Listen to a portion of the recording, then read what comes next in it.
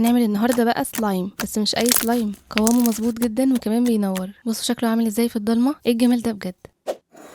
اول حاجه هنحتاج نص كوبايه ميه، بعد كده هنحتاج كوبايه صمغ او كوبايه غيرها. الناس اللي بتحب السلايم الشفاف تستخدم صمغ وما تحطش الوان، كمان اللي حابب السلايم بتاعه ينور يفضل يستخدم صمغ عشان يبقى الضوء بتاعه قوي. نقلب المكونات دي مع بعض كويس جدا.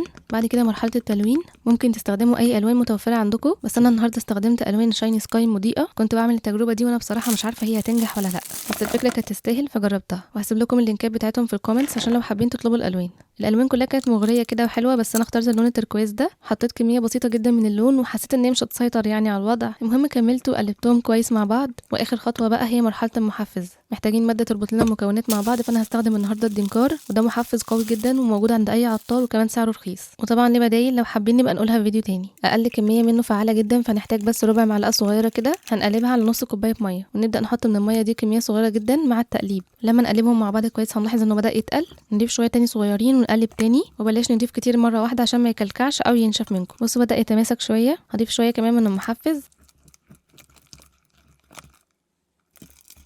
وبصوا بقى شايفين هو ساب الطبق خالص. لما تلاقوه وصل للشكل ده كده ويبقى بيلزق خفيف، ما تحاولوش في الوقت ده تحطوا محفز تاني، لان انا لسه هسيبه يرتاح نص ساعه، وفي الوقت ده هو بيتماسك اكتر، كمان قوامه بيتغير. طبعا نغطيه الاول بعدين نسيبه نص ساعه يرتاح. وعلى ما يجهز بقى تعالوا اوريكم القمر ده. شايفين شكلها تحفه ازاي؟ هي جايلي برده من بيج شايني سكاي، وبرده بتنور في الضلمه. شكلها بقى خطير، هوريها لكم دلوقتي. تعالوا بس نطمن على السلايم بتاعنا.